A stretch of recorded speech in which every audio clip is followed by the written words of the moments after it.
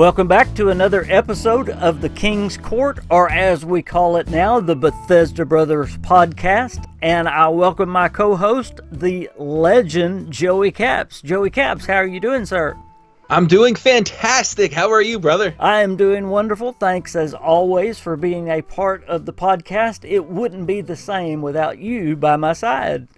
Oh, well, thank you so much for that. Well, we have some exciting things to talk about this week. We are going to talk about one of your favorite subjects, Fallout 3. Oh, yeah, there was something pretty interesting. I don't know if you want me to say it or you say it yourself, but... Oh, you go right ahead. It's a spicy little rumor. Yeah, it was, I would take this with, such a grain of salt. Not even a grain of salt. I don't even know how... Oh, come on, it's true. You know it's true. It has to be true. It can't be. First of all, hold on. Before I even say it, it's true. We're in November. It's true. We're in November. There is apparently an Amazon listing, right, that Fallout 3 Remastered is a thing, and it's coming out this year. Now, everybody and their mother wants a Fallout 3 Remastered, We right? have been teased and teased and teased for a Fallout 3. If you're a big Bethesda Game Studios fan, you want this really bad. This is what you want. Yes. And now all of a sudden, Bethesda is gonna release it in a couple of weeks. This year? Are you kidding me? They would have needed more time to market the game. Now wait a minute. Bethesda has 5 studios that we know about right now, right? Well, they have Dallas. They have Austin, they have Montreal, and of course they have Maryland, and they may have another studio out there working that we don't know about. But King, hold on, you're talking about a 2019 release. What month are we in? But Joe, if they wanted to get back in the good graces of some of their other, outspoken fans out there, wouldn't this be the way to do it? It would be one heck of a way to do it. Yeah, sure. Whatever floats your boat at this point. But however... I mean, what a Christmas present to Bethesda fans. Yeah, but as a business, wouldn't they have wanted to market it, advertise it, tell us, hey, this is where you put your money because there's a game, Death Stranding, that's coming out, obviously The Outer Worlds. So a Fallout 3 remastered game, everybody wanted it, everybody wants it. So now you're coming out with this game and people have already put their money on other titles have been they've released. Really not advertised for Christmas stuff yet. So we've really not hit the Christmas advertising yet. So yeah, let's wait. Yeah, let's wait and see. But we're talking that this game had to have gone gold already, right? Like if it's gonna be released this year, it went gold, which means it's ready to go. And we also have to talk about, is this going to be a full remaster, or is this just going to be a enhanced version and a repackaging? You know what I mean? Me personally, it can't be Bethesda can't do a repackaging. It has to be a remaster. It has to be, because if this is just a repackaging, I don't think people would hate it as much because they've been really wanting something like this. However, well, I mean, if they could enhance it to where it could be played on newer systems, and a repackaging and enhancing, but to totally rebuild the game, where it has new shooting mechanics and all that, that's a totally different animal. I agree 100%. But just look at what these modders do, right? And these are just modders. So imagine you put it in the hands of a larger studio, right? More people, and you say, hey, we want to push this out in an X amount of time. Let's use the Fallout 4 engine, right? And you're pretty much modding it yourself. But BGS, Bethesda Game Studios, is doing it. So I think it's more realistic than they're letting it on to be completely honest with you. I just feel, let's say it took them 6 months, right? Just saying. because it's not like they have to write a story for this game because it's already there. Everything's there. So let's say it took them 6 months to remaster it in the Fallout 4 engine, right? Well, that's 6 months away from Starfield. That's 6 months away from Elder Scrolls 6. Goodness. So I would think it would take more than 6 months to build the world. But 6 months to a year? Think about this. Obsidian made New Vegas in a year. That's true. You're very right there. Good point. I would say a year, though. I would say a year. You're talking. So we have no idea how long they've been at this. You know, they could have been at this for a year. We don't know. That's true. Let me ask you, and I really like that line of thinking, but what would it take to take Fallout 3 without totally remaking the game, but just to take the old game and make it playable on a new system?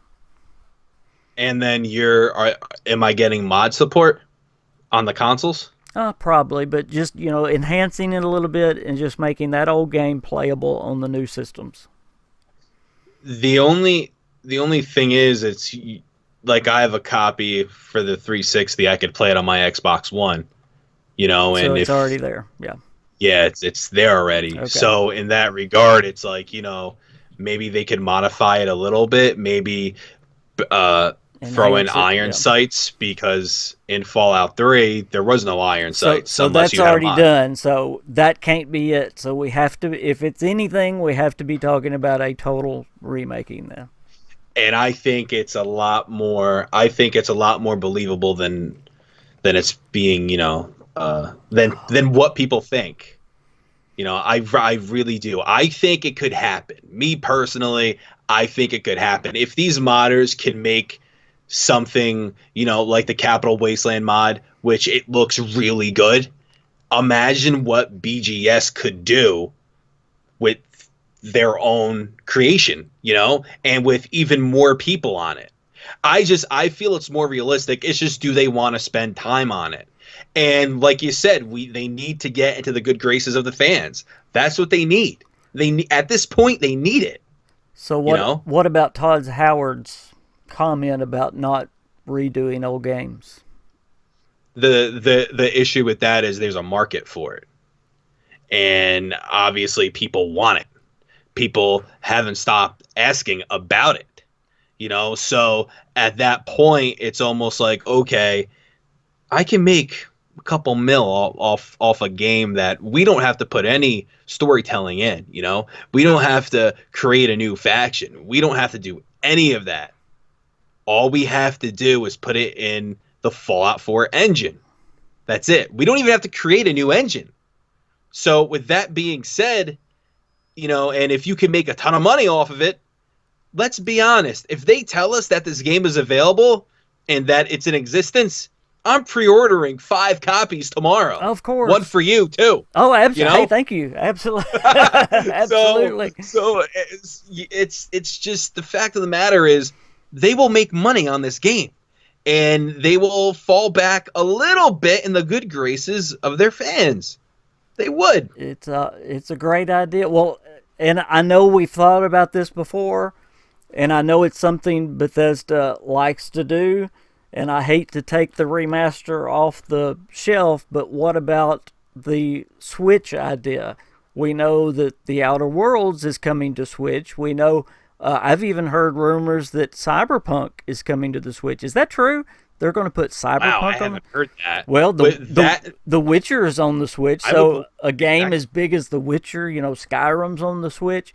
Well, if they can put games like that on the Switch, then surely Fallout 3 can go on the Switch. Yeah, at that point, there's nothing stopping them. And we know that Bethesda loves to put their games on the Switch. They have a really good relationship with Nintendo. So that is obviously an option here. And I'm not saying they shouldn't do the remaster. I think they should. Wouldn't it be great if they did both, a full remaster and a Switch version as well? Wouldn't that be great for Christmas? Now, I'm dreaming here, obviously. Yeah. No, I mean, we're talking. You're telling me that Bethesda's coming out with a Fallout 3 remastered and then a Switch port. Honestly, I feel like it's one or the other. But you made great points. You have The Witcher, right? Yep. It took a hit graphically. It did. It took a hit graphically, but it's on the Switch. Yep. Skyrim's on the Switch. Yep. Outer Worlds going to be on the Switch. Yep. So what's holding them back? There's absolutely nothing. I feel a Switch release, a Switch port, is much more realistic than a remastered Fallout 3. Me personally, that's what I think. Imagine this, King. Just imagine this, right? Imagine they're working on a Fallout 3 remastered right now, right? Let's just say for a summer release, 2020. And then they release for the holiday season this year a Nintendo Switch port. Maybe that's who knows? Imagine that. Wow. Like I said, not gonna happen. It's not.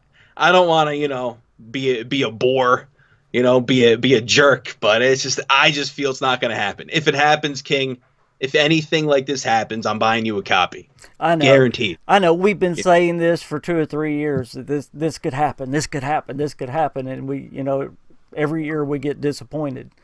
They had the perfect opportunity with the anniversary of Fallout 3 and the 10-year anniversary, and they missed it. But they did. Yeah. They did, but they were working on 76. That's true. So, and 76 was being released that year.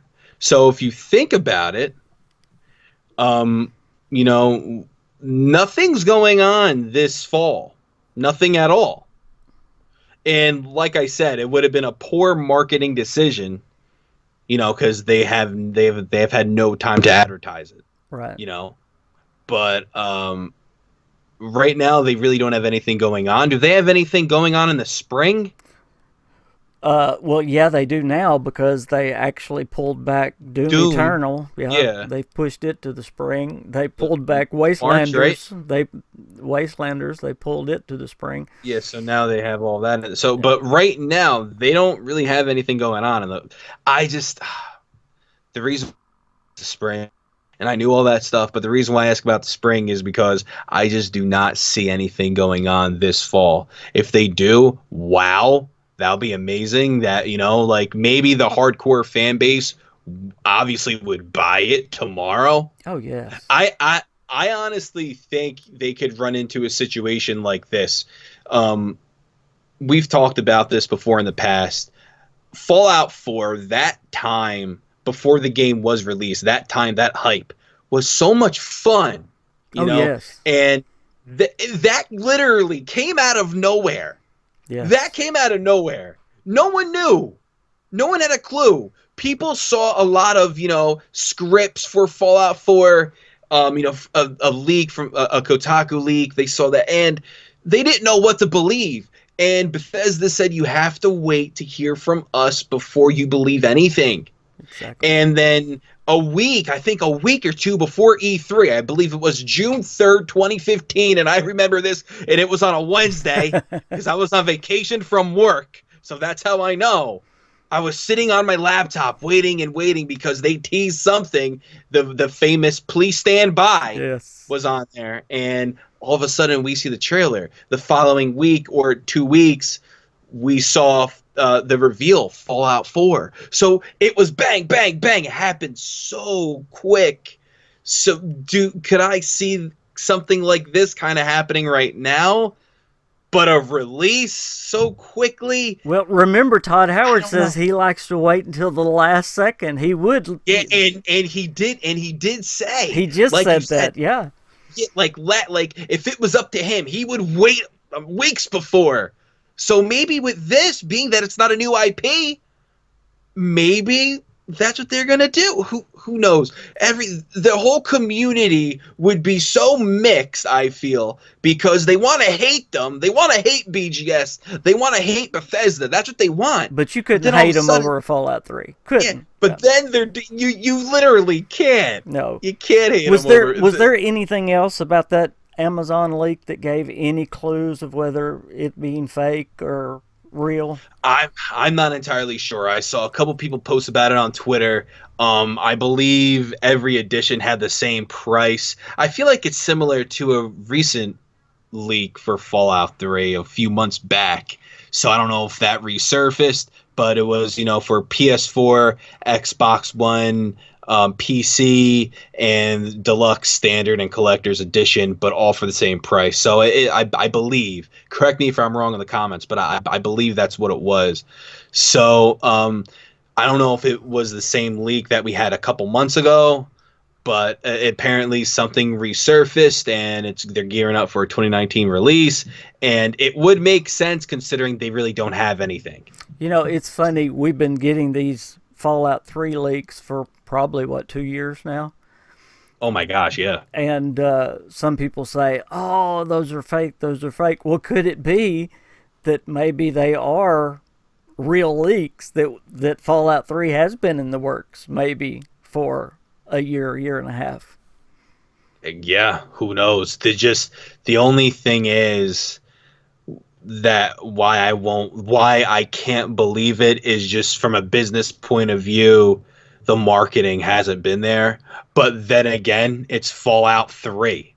So if you're a Fallout fan, you're going to hear about it. You don't really need to hear anything else. Do you know what I'm saying? If you're a fan of this franchise, you're already in forums. You're already on YouTube. You're already in the community somehow.